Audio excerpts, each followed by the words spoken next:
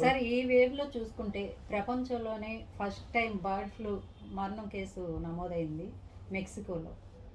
ఇది మళ్ళీ ఎందుకు ఇట్లా విజృంభించింది? వ్యాపించే ఛాన్సెస్ ఉన్నాయా మొత్తానికి?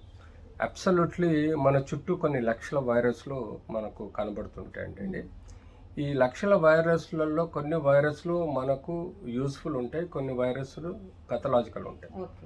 సో ఆ బాడీ యొక్క సపోజ్ ఇందులో మనం నలుగురం ఉన్నాం, ఈ చుట్టూ వైరస్లు తిరుగుతూ ఉంటే ఏ వ్యక్తిలో రోగ నిరోధక శక్తి తక్కువ ఉంటుందో అతన్ని ఫస్ట్ అటాక్ చేస్తారు. వైరస్ యొక్క బేసిక్ క్యారెక్టర్. సో ఆ వ్యక్తిలో వీక్నెస్, రోగ నిరోధక శక్తి, ఇమ్యూన్ సిస్టమ్ వీక్ ఉండటం వలన యాంటీజెన్స్ అంటే ఎనిమీస్, అవి యాంటీజెన్స్ను ప్రొడ్యూస్ చేస్తాయి. ఈ యాంటీజెన్ అన్నది మైక్రోస్కోపిక్ రూపంలో ఉండి నోరు, ముక్కు, కళ్ళ ద్రవాల ద్వారా మన గొంతులోకి పోయి గొంతులో ఇంక్యుబేట్ అవుతుంది. ఇంక్యుబేట్ అయ్యి అక్కడి నుంచి మనకు upper respiratory and lower respiratory. Upper respiratory అంటే మన ముక్కు, నోరు, గొంతు నుంచి ఈ యొక్క థ్రోట్ వరకు. థ్రోట్ కింది భాగం అంతా బేసిక్ లంగ్స్ ఉంటాయి కదా, అవి లోవర్ రెస్పిరేటరీ అంటాం. సో ఇనిషియల్గా అప్పర్ రెస్పిరేటరీ ఇన్ఫెక్షన్స్ మనం చూస్తాం. Basic science and symptoms A virus వలన వస్తుందంటే H1N1 వైరస్. దీనిలో subsequent strains H1N2 N3 N4 N5 N6 and N9 వరకు కూడా మన ఒక్కొక్క దేశంలో కొన్ని వైరస్ చూసాం. సో వీటిని మనం ఇన్ఫ్లుయెన్జా వైరస్ అంటాం, ఆర్ ఫ్లూ వైరస్ అని అంటాం. ఇది ఫ్లూ అనడానికి కారణం ఎందుకంటే మనకు ఫ్లూ లాంటి సిమ్టమ్స్ దగ్గు, పడిశం, గొంతు నొప్పి అంటే కోల్డ్, ముక్కు గారడం అండ్ దగ్గు ఎక్కువగా రావడం, దగ్గుతో పాటు పొడి దగ్గు, తెమ్మడ దగ్గు రెండు రావడం వల్ల మనకు అప్పర్ రెస్పిరేటరీ సిమ్టమ్స్ కనబడతాయి. ఆ సిమ్టమ్స్కి దీన్ని ఫ్లూ డిజీజ్గా నామకరణం చేయడం జరిగింది. ఈ బర్డ్ ఫ్లూ అన్నది కూడా బర్డ్స్ నుంచి ట్రాన్స్మిట్ అవుతాయి. బర్డ్స్లో ఈ వైరస్ స్ప్రెడ్ అయినప్పుడు వాటి యొక్క నోటి నుంచి కానీ లాలజలాలు కానీ లేకపోతే ఫీకల్ మ్యాటర్ ఏదైతే ఉందో ఆ పీసెస్ ద్వారా మన ముక్కు, నోరు, గొంతు ప్రాంతాల్లో పడ్డప్పుడు ఆర్ ఈ యొక్క బర్డ్ యొక్క ఇన్ఫెక్షన్ ఏ ఇంట్లో పెంచుకునే జంతువుల మీద పడ్డప్పుడు ఆ జంతువులను మనుషులు దగ్గరగా తీసుకున్నప్పుడు ఈ జూనోటిక్ ట్రాన్స్మిషన్ అంటే యానిమల్స్ ద్వారా హ్యూమన్ బీయింగ్స్కి ట్రాన్స్మిట్ అవుతుంది. సో అందుకనే మనం ఈ జంతువులు ఉన్నప్పుడు వాటిని హ్యాండిల్ చేసేటప్పుడు చాలా కేర్ఫుల్గా ఉండాలి. అతి సమీపంగా పోయి కూడా మనం ఇన్వాల్వ్ కావద్దు ఒకటి. రెండోది బర్డ్స్ ఉన్న ఏరియాలో కూడా చాలా ప్రొటెక్టివ్గా ఉండాలి. వాతావరణ కాలుష్యం ఎక్కువగా సృష్టిస్తూ ఉంటుంది ఈ బర్డ్స్ ద్వారా. సో తద్వారా కూడా ఇలాంటి ఇన్ఫెక్షన్స్ రావచ్చు. థర్డ్, ఎప్పుడైతే సీజన్ వేరియేషన్లో కోల్డ్ అండ్ సమ్మర్కి మధ్యలో ఆ సీజన్ వేరియేషన్లో ఈ బర్డ్ ఫ్లూ అన్నది కామన్గా చూస్తాం. అందుకని మనకు మెక్సికో సైడ్ ఎక్కువగా ఇన్ఫెక్షన్స్ ఇప్పుడు వచ్చాయి. ఇక్కడ సమ్మర్ కాబట్టి మోస్ట్ ప్రాబబ్లీ ఇండియాలో ఇప్పుడు బర్డ్ ఫ్లూ వచ్చే అవకాశం తక్కువే, అన్లెస్ అంటిల్ ఇన్ఫెక్ట్ అయిన బర్డ్స్ని తీసుకురావడం జరుగుతాయి కానీ చెప్పలేం. సో ఇలా ఈ ఇన్ఫెక్షన్స్ వలన మనకు ఈ యొక్క H1N1 అనే వైరస్ వలన మనకు ఫ్లూ సింటమ్స్ ద్వారా వస్తాయి.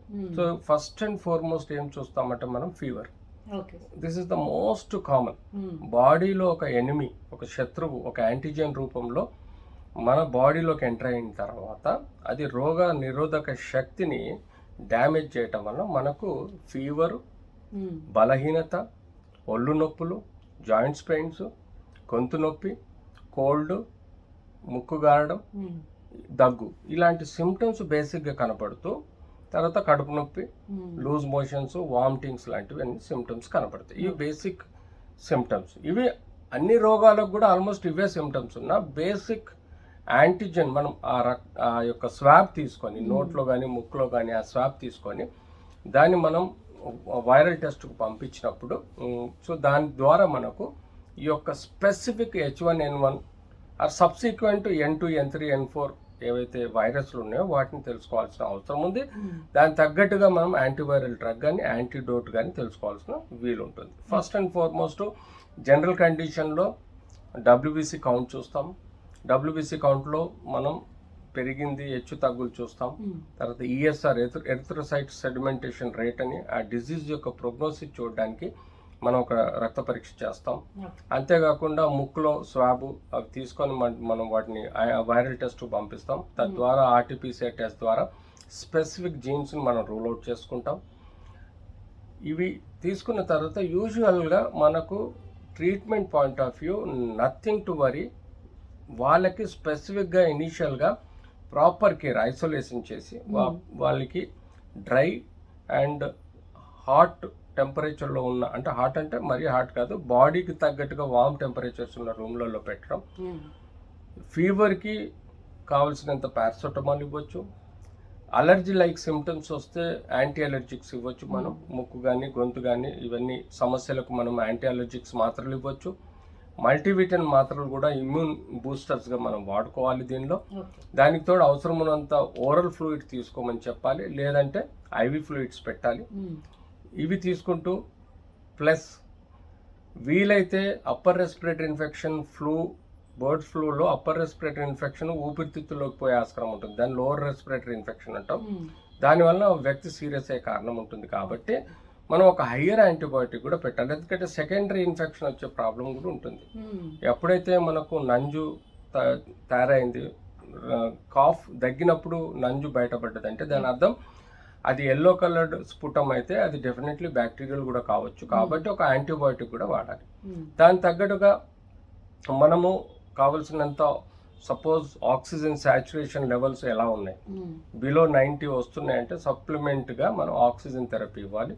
అది ఇనిషియల్గా మోడరేట్ ఆక్సిజన్ పెడుతూ తర్వాత ఐఫ్లో ఆక్సిజన్ పెట్టాలి. లేదంటే మనము ఫర్దర్ అప్పటి వరకు అంటే వెంటిలేటర్ వరకు కూడా పోయే ఆస్కారం ఉంటే ఇవ్వాల్సిన అవసరం ఉంటుంది. సో దీనికి యాంటీవైరల్ డ్రగ్స్ అవైలబుల్ ఉన్నాయి. అంతేకాకుండా వ్యాక్సిన్ కూడా అవైలబుల్ ఉంది. కాబట్టి తద్వారా మనం వీటిని ఎపిడెమియాలజీలో ప్రకారం ఆ ఏరియాలో డెవలప్ కాకుండా వ్యాక్సిన్ కూడా ఇవ్వచ్చు. ఇలా బర్డ్ ఫ్లూ ద్వారా చాలామంది ఒకప్పుడు చనిపోయారు. కానీ ఇప్పుడు బర్డ్ ఫ్లూని కంట్రోల్ చేయడానికి కావాల్సినంత యాంటీడోట్స్ ఉన్నాయి, కేరింగ్ ఉంది, ఇన్ఫ్రాస్ట్రక్చర్స్, హాస్పిటల్స్ అన్నీ ఉన్నాయి. తద్వారా బర్డ్ ఫ్లూ వచ్చిన వాళ్ళని కూడా కాపాడగలిగే ఆస్కారం కూడా చాలా ఉంటుంది. Thank you sir. ఎన్ని నిమిషాలు? 7 సరిపోతుంది. Thank you, sir. Right, thank you.